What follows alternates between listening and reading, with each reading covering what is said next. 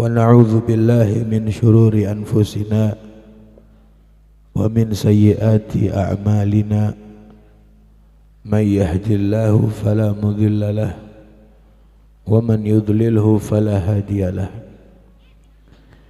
أشهد أن لا إله إلا الله وحده لا شريك له وأشهد أن سيدنا محمدا عبده ورسوله اللهم صل وسلم وبارك على سيدنا محمد سيدنا محمد سيدنا محمد وعلى آله وصحبه أجمعين أما بعد قال رب اشرح لي صدري ويسر لي أمري واحلل عقدة من لساني يفقه قولي قالوا سبحانك لا علم لنا إلا ما علمتنا إنك أنت العليم الحكيم.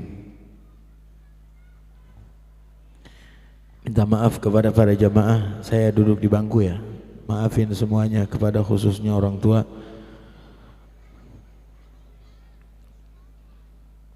Qala Allah Ta'ala fi muhkami tanzilih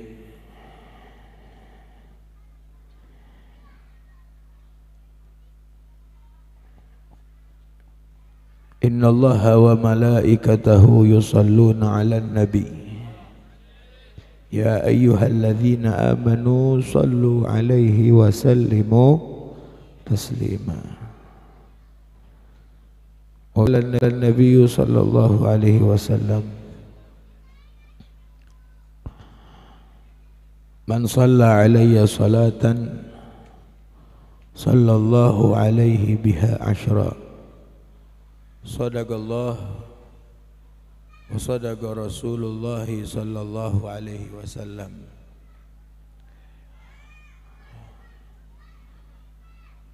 Pertama-tama yang saya hormati dan muliakan guru kita bersama Sayyidul Walid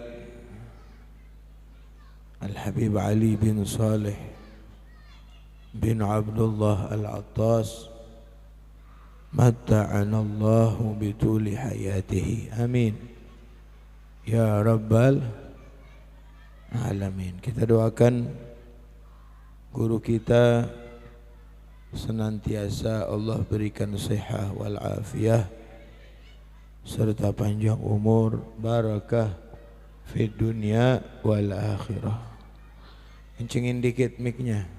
Jangan takut-takut, gede, selama enggak storing enggak apa-apa. Suara saya lagi serak. Kencengin lagi, Pak Sugeng. Gedein. Juga yang saya hormati para habaib, para asatidz, para guru, wabil khusus Al-Mukarram wal-Muhtaram Akhina Al-Habib Muhammad bin Ali Al-Attas Al-Habib Hussein bin Ali Al-Attas Al-Habib Zain Al-Abidin bin Ali Al-Attas Al-Habib Mustafa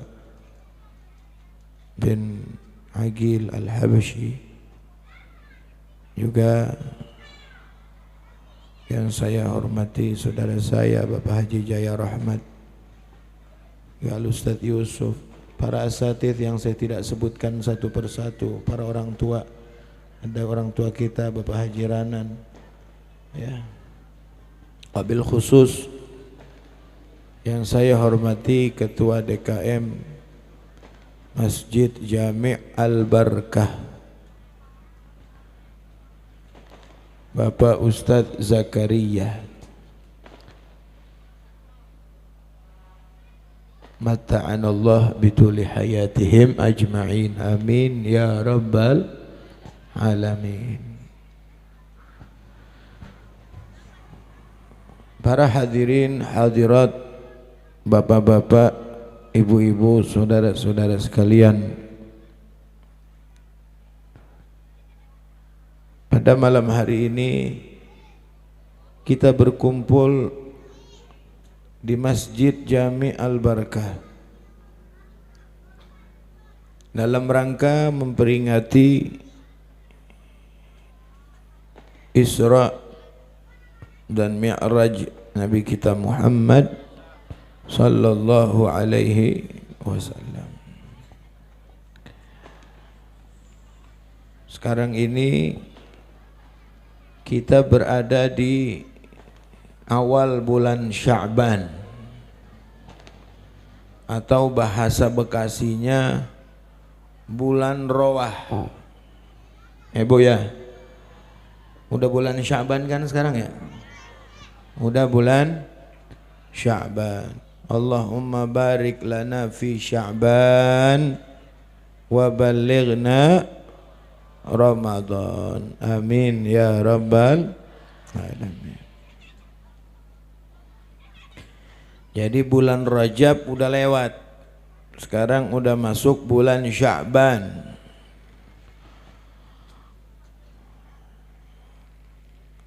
Semua bulan Islam, bulan yang diakui oleh Allah Subhanahu wa ta'ala. Jadi semua bulan istimewa. Tapi ada beberapa bulan yang lebih diistimewakan lagi oleh Allah Subhanahu wa ta'ala. Anak-anak jangan ngobrol.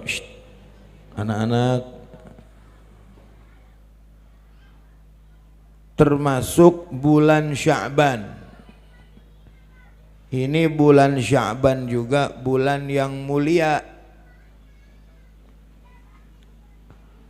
Pintu gerbangnya bulan suci Ramadan, bulan Sya'ban.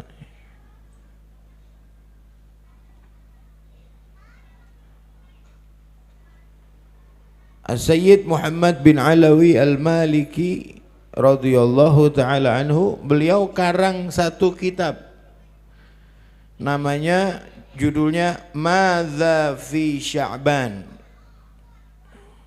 Ada apa di bulan Sya'ban. Dari kitabnya satu kitab yang di situ menerangkan tentang apa-apa yang terjadi di bulan Sya'ban, di antara keistimewaan dari Allah Subhanahu ta'ala.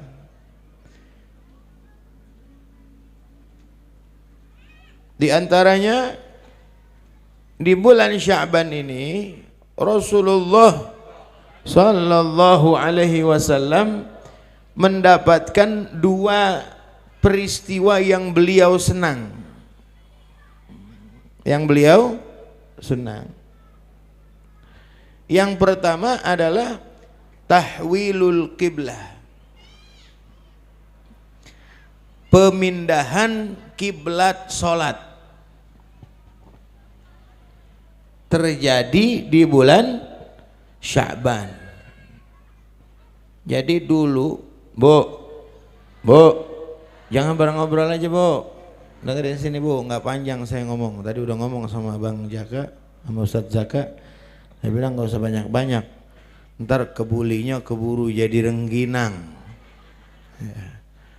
Saya ongko juga udah lapar juga. Tadi Abah sebelum pas lagi baca ratib makan, saya ditawarin makan bareng sama Abah. Saya bilang ntar aja Abah habis baca. Soalnya kalau baca sebelum makan habis makan baca, tuh kadang perut suka ngap gitu ya, nggak kuat. Emang kayak Rio tuh ya. Kuat aja ya. Jadi di bulan Sya'ban ini terjadi pemindahan kiblat, yang mana kiblat tadinya itu kita nih umat Islam kalau sholat menghadapnya ke Masjidil Aqsa. Dulu itu sholat menghadapnya ke Masjidil Aqsa. Itu Masjidil Aqsa punya umat Islam juga, Pak. Bukan punya orang Yahudi, bukan punya orang Kristen, itu punya umat Islam. Karena para nabi itu dari Nabi Adam sampai Nabi Muhammad semuanya agamanya Islam. Semua agamanya Islam. Jadi orang-orang Israel emang dia penjajah.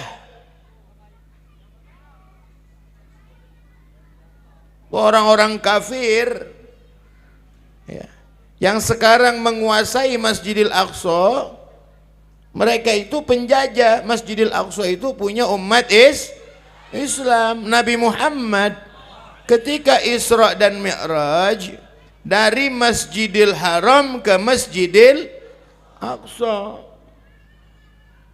itu Masjidil Aqsa itu di sekeliling Masjidil Aqsa itu para nabi dikubur di situ. Dikubur di sekeliling Masjidil Aqsa. Para nabi itu agamanya apa? Islam. Semua. Nah dulu kalau orang-orang Yahudi itu, mereka Yahudi itu sebenarnya bukan agama, Pak. Enggak ada agama Yahudi, enggak ada tuh. Yahudi itu dulu kalau bahasa sekarang mah organisasi yang dijadikan agama. Dulunya organisasi pengikut Yahuda. Ya, pengikutnya Yahuda dinamakan Yahudi dulu. Terus dengan berjalannya waktu, akhirnya Yahudi itu dijadikan agama sama mereka. Nyembahnya sama di Masjidil Aqsa. Tuh kalau kita lihat di TV itu ada tembok ratapan, sama mereka. Ibadahnya di situ juga. Termasuk umat Islam melaksanakan sholat itu menghadapnya ke Masjidil Aqsa.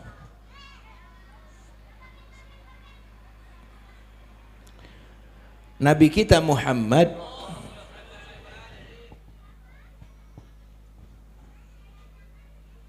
berharap sama Allah, berharap Rasulullah itu manusia yang paling tinggi makom ridhonya sama Allah, nerima segala keputusan Allah. Cuman Nabi punya harapan agar kiblat itu dipindahkan ke Ka'bah. Nabi punya harapan supaya beda sama orang-orang kafir, yang mana mereka itu orang kafir menghadapnya ke Masjidil Aqsa. Nabi pengen beda, pengen punya harapan. Nabi nggak minta sama Allah. Ya, Nabi nggak minta sama Allah. Cuman tiap hari nih, selama berbulan-bulan Nabi kita Muhammad itu selalu menadahkan wajahnya ke langit. Tiap hari selalu ngelihat ke langit. Lihat. Berharap ada wahyu turun dari Allah Subhanahu wa ta'ala, ya, memerintahkan agar kiblat dipindahkan ke Ka'bah. Karena Allah Maha tahu kan. Tiap hari itu dalam riwayat berbulan-bulan tuh ya, 7 bulan apa berapa bulan, tiap hari ingat ke langit. Besar harapan Nabi. Akhirnya turun ayat itu di bulan Sya'ban. Bayangin ya, harapan yang Nabi pengen selama berbulan-bulan, berarti kan sampai berbulan-bulan Nabi selalu ngelihat, berharap. Tahu-tahu di bulan Sya'ban turun ayat dari Allah Subhanahu wa ta'ala.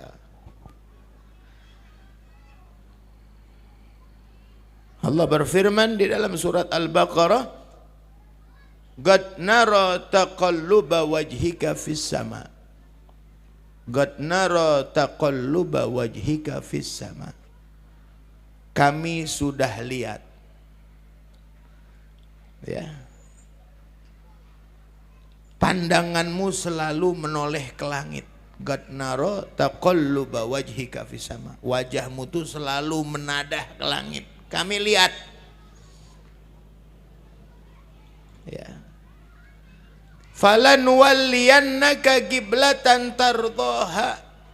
Kata Allah, maka sungguh, fala, la itu lam taukid kalau dalam ilmu nahwu. Falanuwalliyannaka, taukidnya dua. Sungguh, benar-benar, pasti kami akan pindahkan ke kiblat yang kamu mau, wahai kekasihku Muhammad. Falanuwalliyannaka qiblatan tardhaha, yang kamu ridho, yang kamu mau, yang kamu senang, pindahin. Fawalli wajhaka syatral masjidil haram, maka palingkanlah wajahmu menghadap ke Masjidil Haram. Mulai saat itu, yang tadinya umat Islam itu kalau sholat menghadap Masjidil Aqsa, dipindahkan oleh Allah Subhanahu wa taala menghadap Masjidil Haram. Girang Nabi kita Muhammad sallallahu alaihi wasallam. Girang banget, senang. Jadi bulan Sya'ban ini makanya dikatakan wa sya'bana syahri. Bulan Sya'ban itu bulannya aku. Karena Nabi senang di bulan Sya'ban tuh. Nabi paling banyak dalam riwayat puasa di bulan Sya'ban. Dalam riwayat Nabi paling banyak puasa di bulan Sya'ban. Selain Ramadan maksudnya. Kalau Ramadan sebulan penuh memang sudah wajib itu. Tapi di bulan-bulan yang lain maksudnya paling banyak di bulan Sya'ban. Banyak puasa Nabi. Itu tadi. Kenapa dinamakan Sya'ban itu bulannya Rasulullah? Karena diantaranya yang pertama, yang Nabi kepengen kiblat dipindahkan ke Masjidil Haram terjadi, menjadi kenyataan. Sampai sekarang dah nih, kita sholat menghadap Masjidil Haram. Yang kedua,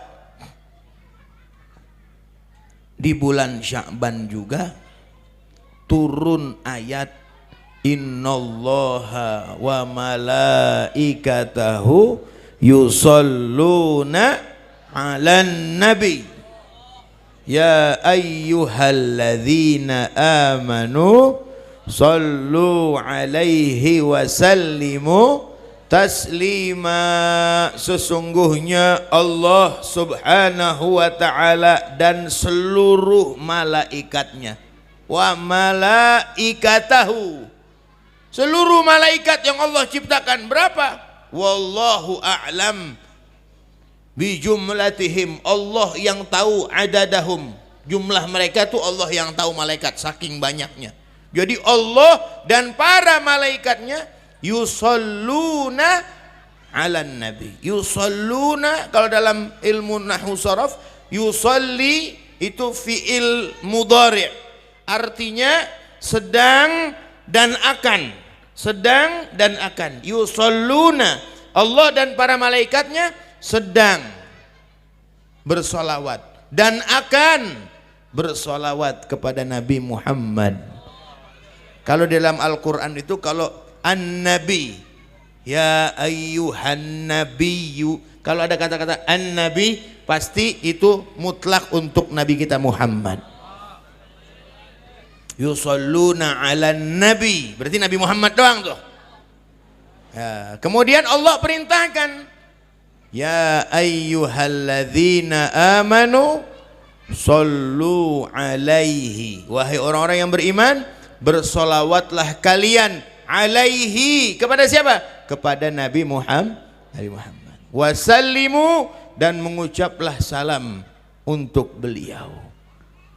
Perintah Allah Subhanahu wa ta'ala. Di dalam khutbah kita sering dengar tuh, innallaha amarakum bi amrin, sesungguhnya Allah memerintahkan kalian dengan satu perintah. Bada'a fihi binafsih, tapi Allah mulai dulu perintah tersebut. Allah kerjain dulu perintah tersebut. Allah perintahkan sholat, Allah sholat apa enggak? Allah perintahkan sholat, Allah sholat apa enggak?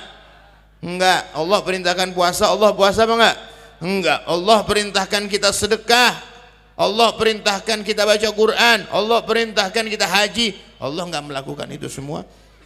Tapi sebelum Allah perintahkan kita untuk membaca sholawat, sebelum Allah memerintahkan kita membaca sholawat, Allah terlebih dahulu bersolawat kepada Nabi kita Muhammad sallallahu alaihi wasallam. Makanya sholawat ini dijadikan kewajiban untuk setiap muslim satu hari sebanyak 5 kali baca sholawat. Kalau enggak, maka sholatnya tidak dianggap oleh Allah subhanahu, karena salah satu rukun sholat adalah membaca sholawat kepada Nabi Muhammad di tahiyat akhir.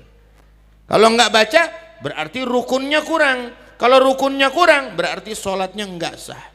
Allah perintahkan kepada orang-orang yang beriman, ya, untuk membaca sholawat 5 kali yang wajib di dalam satu hari. Nah ini para hadirin jamaah sekalian, Nabi senang karena Allah dan para malaikatnya bersolawat kepada beliau. Solawat dari Allah apa maksudnya? Allah memberikan rahmat.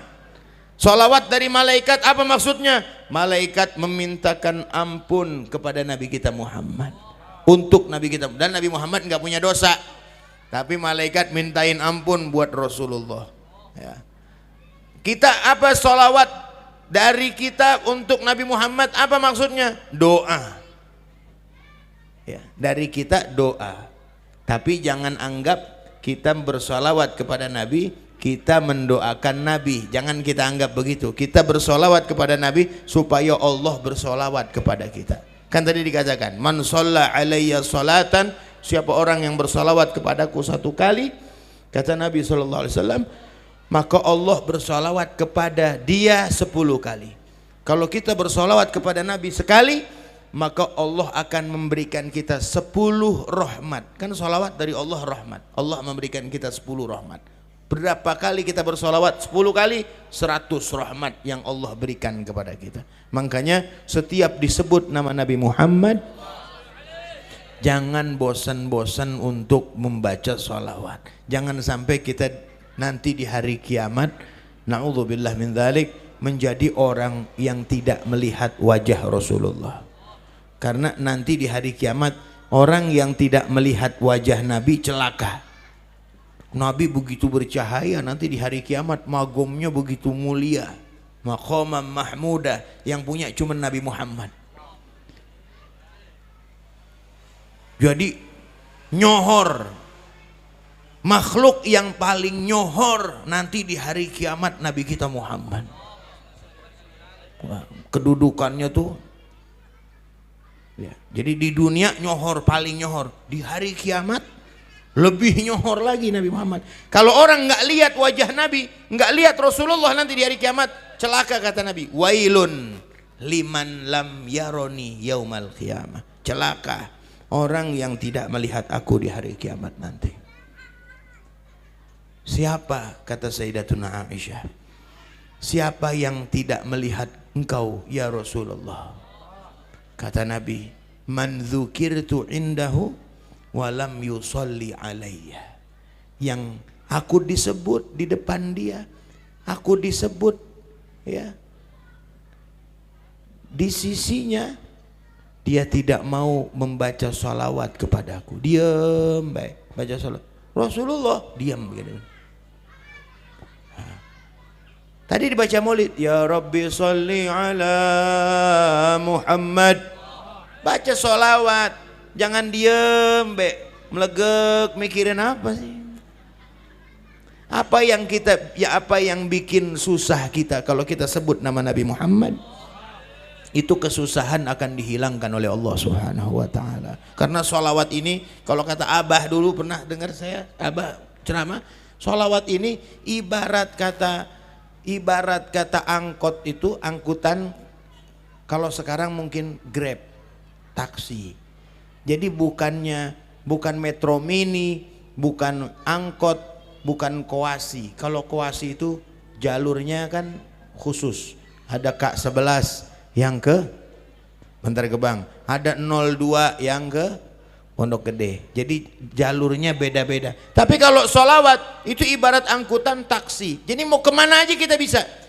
Ya, kita punya hajat apapun, ya, dengan bersolawat, insya Allah hajat kita dunia akhirat dikabulkan oleh Allah Subhanahu Wa Taala. Banyak-banyak baca solawat, insya Allah. Mudah-mudahan dengan datangnya bulan Sya'ban yang mulia ini, Allah sampaikan kita ke bulan Ramadan. Amin ya Rabbal Alamin. Saya tidak panjang kalam. Semoga yang saya sampaikan bermanfaat dan bisa kita mengamalkannya bersama-sama. Hadanallahu wa iyyakum ajma'in. Wassalamualaikum warahmatullahi wabarakatuh.